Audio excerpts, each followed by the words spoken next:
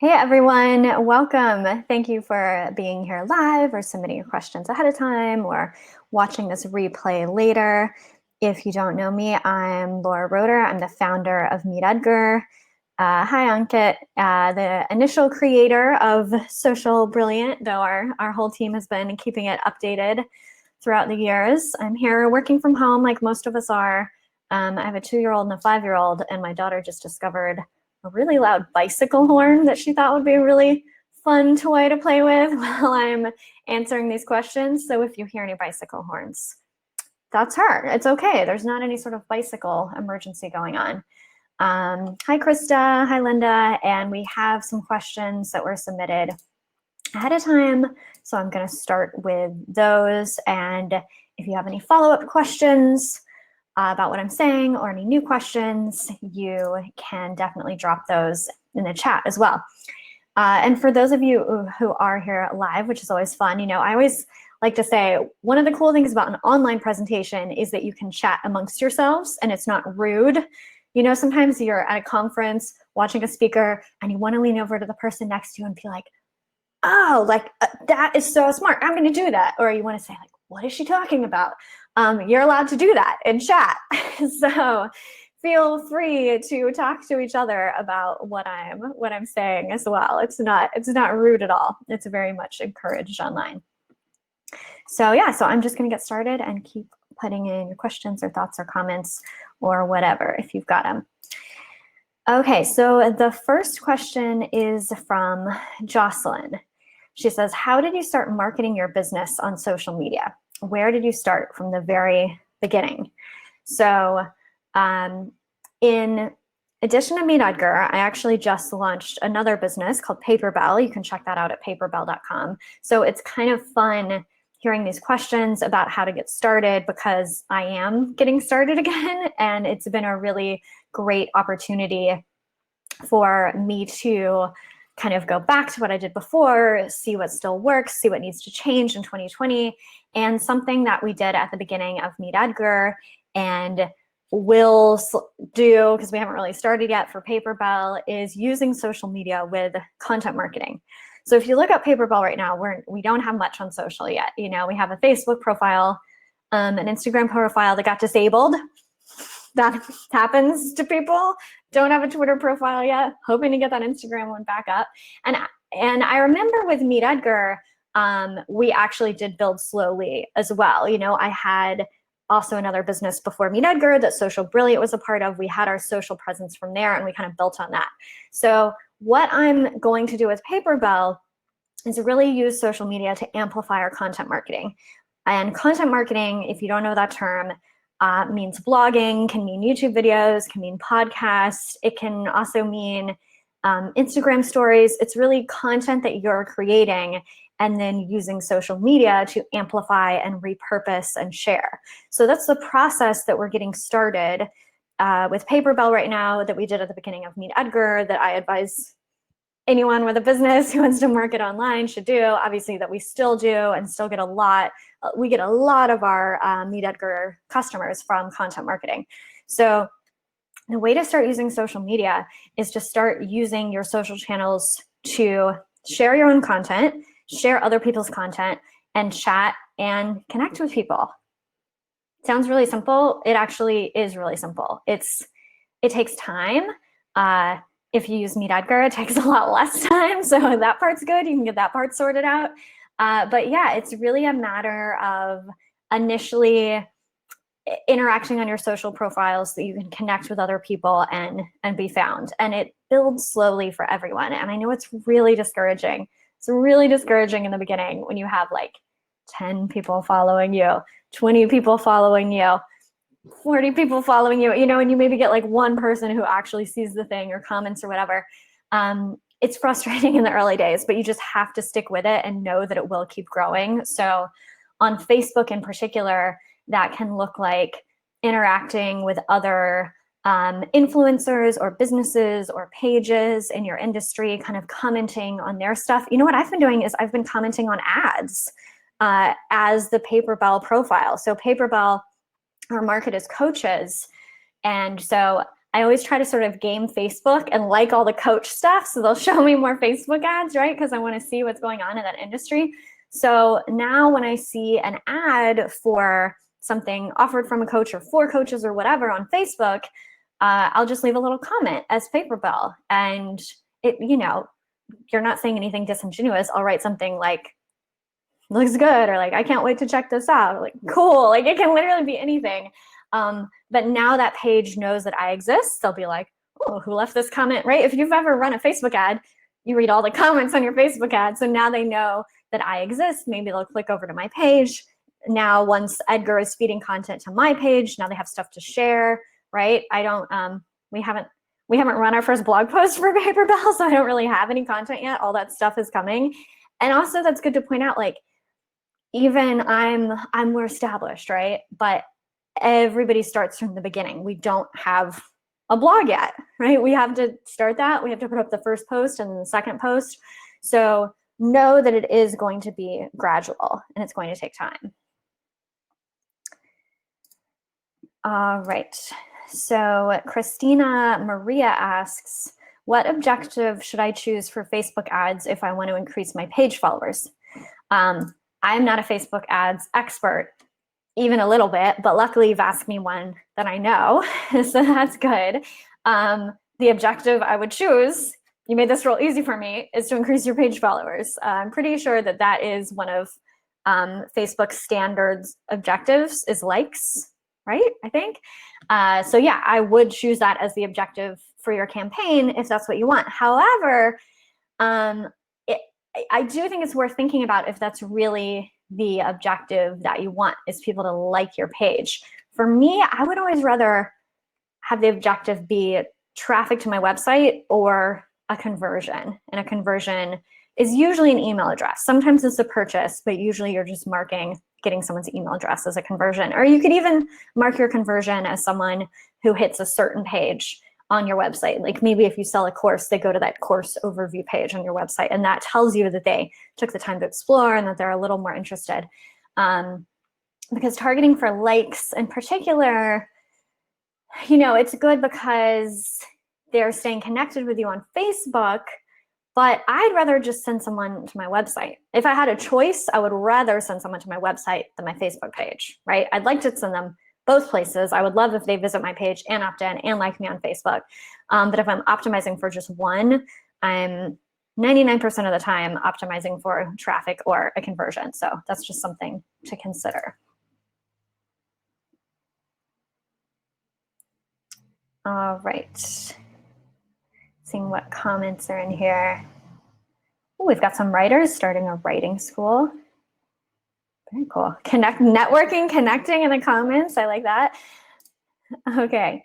Alex said, looking back on your journey with Edgar, knowing what you know, if you only had to choose one channel to acquire your first 100 paying users, what would it be? It would be Facebook ads. It would be Facebook ads. So the thing about social media, so notice that, like I said, we're not super active on social yet for Paper Bell. We certainly will be, because socially gets this huge reach and it's free if you're not using ads. So that's cool. But I like to use the organic, which means not ads, like what you do with Team Edgar, and the ads.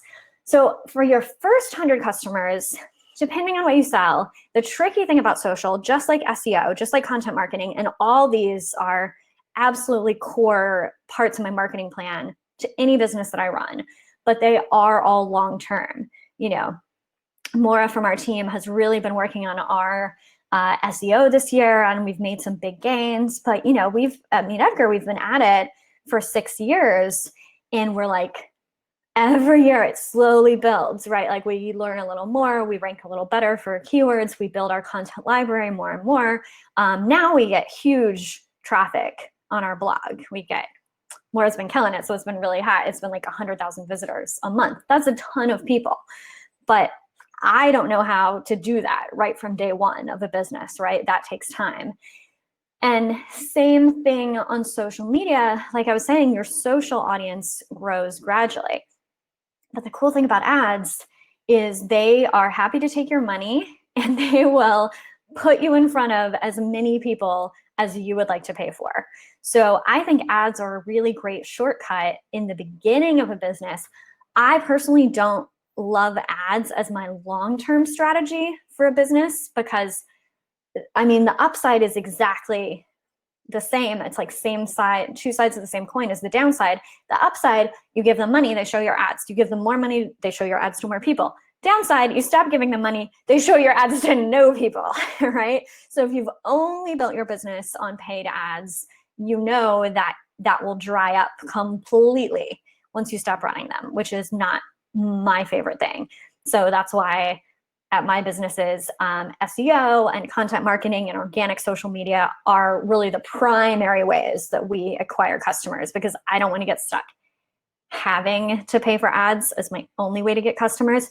But for the first 100 customers, I think Facebook ads in particular, or it could be Google ads if it's something that people are searching for, right? The great thing about AdWords is if it's very closely related to a search, like if you sell silver Sharpie pens and I can type in silver Sharpie pen and I can find your website, I'm awesome.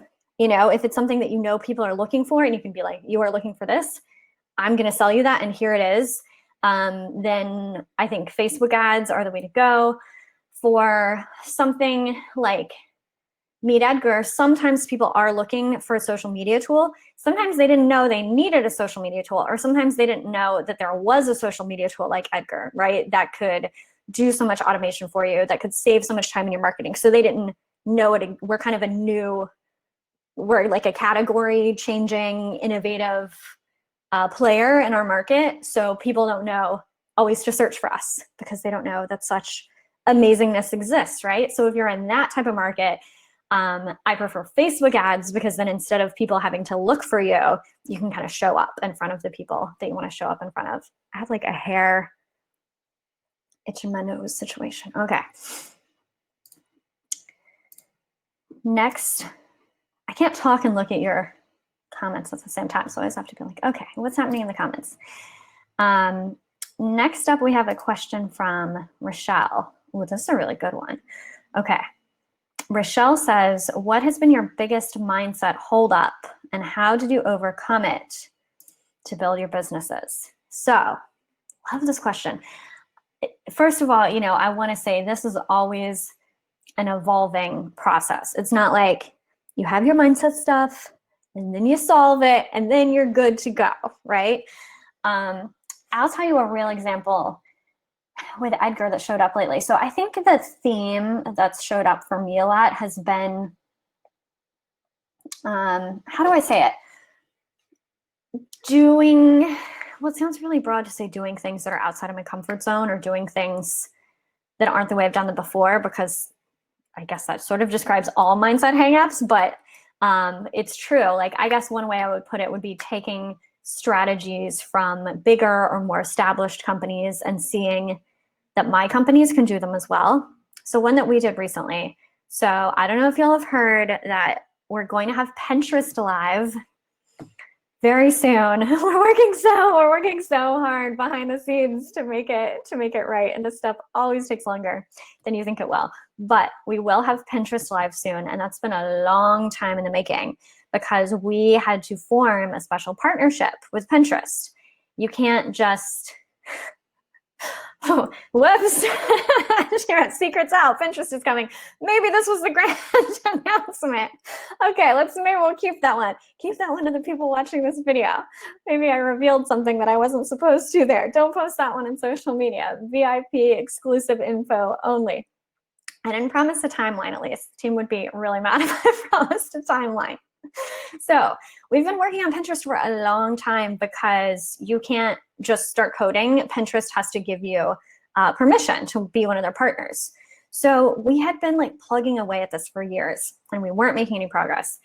And I thought, okay, what do bigger companies do when they have this problem? And I thought, well, what they do is they fly out and have a meeting. But as a remote team, we don't really do in-person meetings with our partners. We do everything online, right? We do very few in-person meetings with each other too, right? We have one or two retreats a year. So it's very outside of our comfort zone to fly around for meetings. We're obviously not going, pitching big clients. It's not something that we've done before.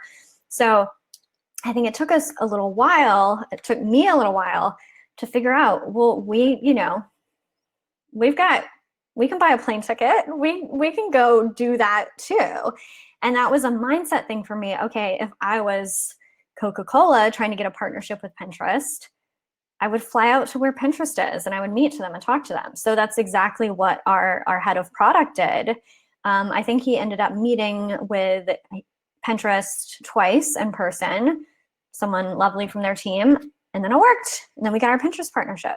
So that's an example of a mindset thing for me, is being able to see those opportunities or strategies that maybe I had sort of counted myself out of, thinking, oh, that's not how a small company like mine does things, or that's not how a remote company does things, right? So to shift myself out of that comfort zone and think like, well, who cares how a small company does it? Who cares how a remote company does it? What will it take to get it done? This is a related thing that helps me see where I'm getting stuck in a mindset thing. So one of my favorite questions is, if we could cheat, what would we do? This is something we'll talk about on our leadership team when we're stuck on something. So if you're trying to solve, let's say, this Pinterest thing, we're trying to get a partnership with Pinterest, we can't make it happen. And then it's like, okay, if we could cheat, what would we do? And then maybe an idea you would have is like, well, we could pay them off, right? So maybe that idea isn't going to work, but then you're like, wait, actually, maybe there is some sort of fee that you can pay to be one of their premier partners. Or maybe, we've seen partnership with Facebook stuff before, that if you spend a certain amount on ads, you get a preferred status as a partner or vendor. And it's like, oh, well, we could do that. We could spend that amount on ads. So asking yourself, if I could cheat, what would I do?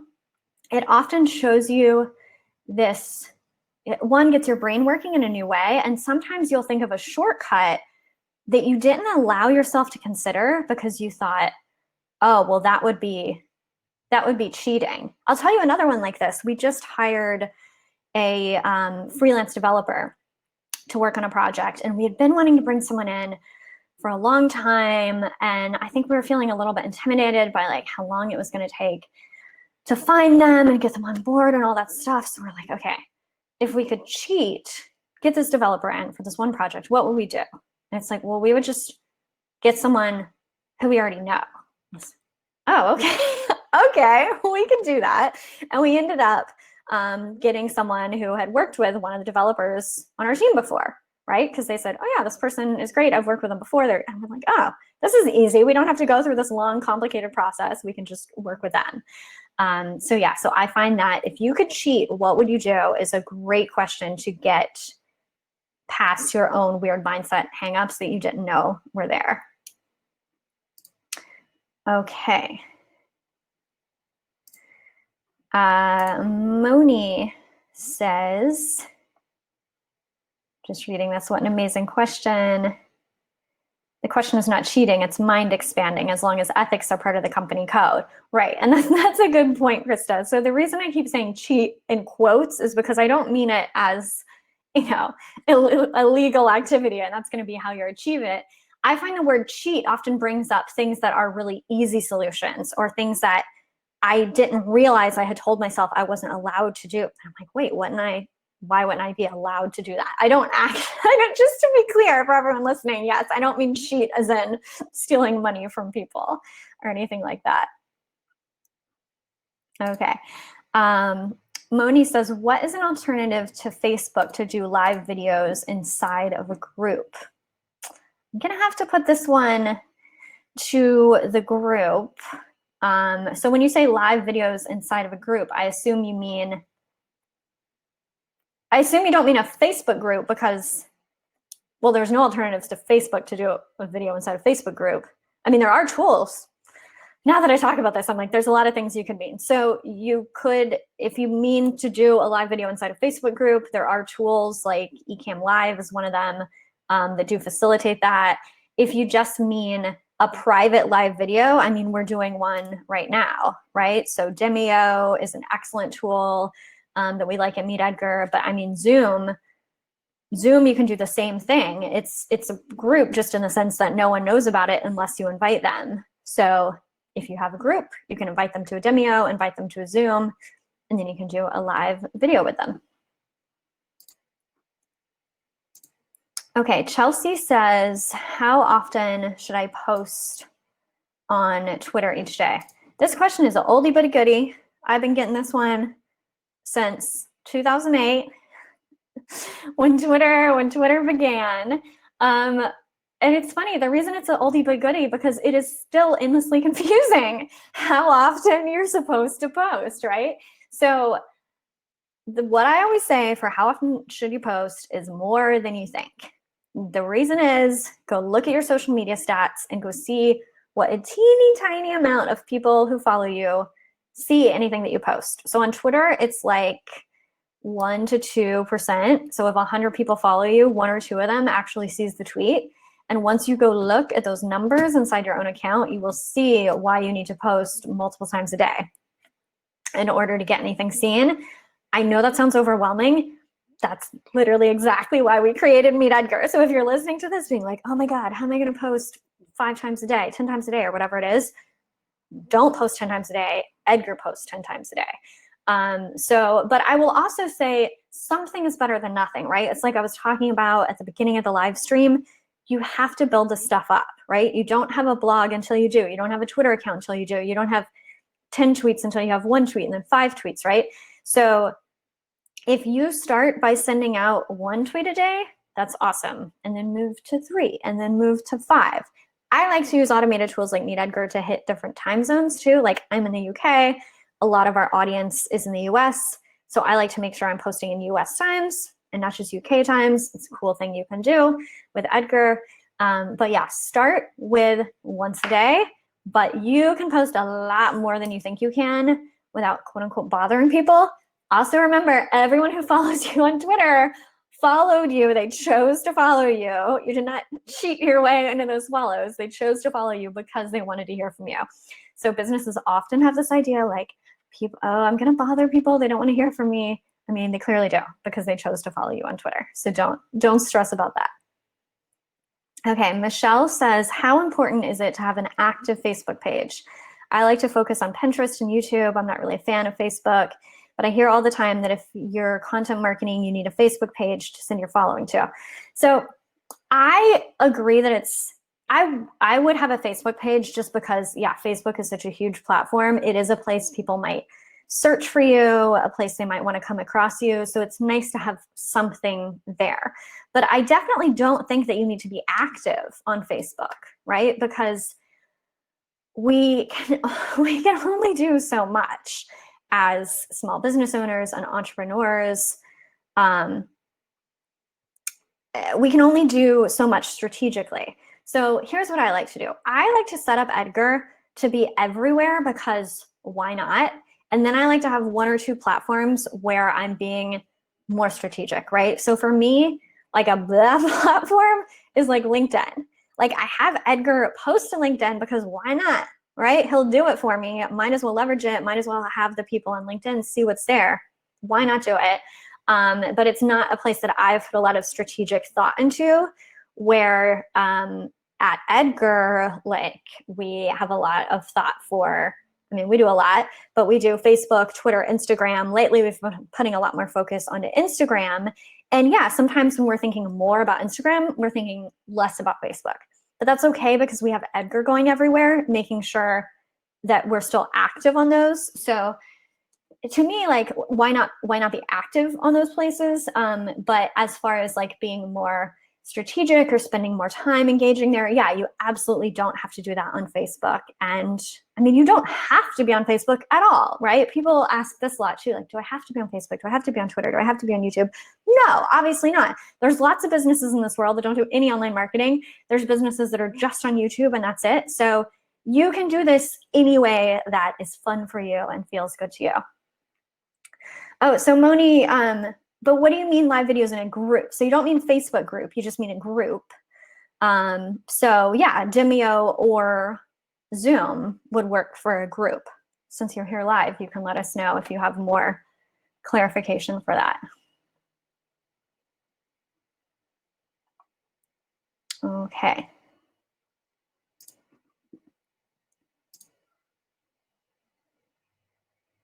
All right, that's all the questions that we've been sent in. We're at half an hour, so it's a good time to wrap up. But I'll hang out for a minute more. See if you guys have anything else you want to throw in here from those that are on here live. So do your panic typing now. Okay, we've got some more. Moni says, what I want to do is start a group, not on Facebook, and be able to do live video. So yes, Vimeo or Zoom will both work for you. Michelle says, do you have tips for email list growth? I do, Michelle. And let's wrap up on that question. So email list growth, 2 parts to it. Traffic, opt-ins, right? So to get people on your email list, they have to opt in for your email list. The best way to do that is to give them something in exchange, right? So the people watching this all signed up for Social Brilliant. You gave us your email address in exchange for accessing Social Brilliant. Actually, for us, Social Brilliant has been a huge list builder because a lot of people want to sign up for it. So you have to have a way to convert the visitor into an email address. And again, giving them something like a course or a PDF or a download or a video workshop or whatever is way more effective than just saying join my email updates or join my newsletter. So that's called a lead magnet. I would definitely recommend you create some sort of lead magnet for your business. It can be something really simple. If recording video is easy for you, it can be a video of you giving some tips about something. You can call it a mini workshop. It can, if you like to write, it can be something that you write and then put into a PDF, or not even, or just send them the link after they opt in and be like, here's this information after they asked for. So that's the conversion part. And then the traffic part is also necessary because people have to know about your lead magnet. So you really need to be looking at both at the same time. Partnerships can be a really good way to increase your email list. We've done a lot of that at Team Edgar. Like if you look at contentcreatorday.com, that's a way that we grow our email list via partnerships. We partner up with other software companies, do a little online summit, Content Creator Day, and then we all share the emails. So it's basically ways for us to, if we're partnering with ConvertKit, it's a way for everyone, for us to get access to basically everyone on ConvertKit's list that's interested in Content Creator Day, and ConvertKit gets everyone on our list who's interested in Content Creator Day. So doing those partnerships, whether it's doing an online summit or just like a joint video thing, some sort of joint content creation between the two of you, I think is a kind of relatively easy, really effective way to start building your list. And then after that, it's just like you have the lead magnet in place, and then you're doing all the things that you do to drive traffic to it, which is your SEO, your content marketing, your social media marketing. Okay, I'm gonna wrap up there. Thank you guys so much for hanging out with me today. It's always fun to get to connect with you.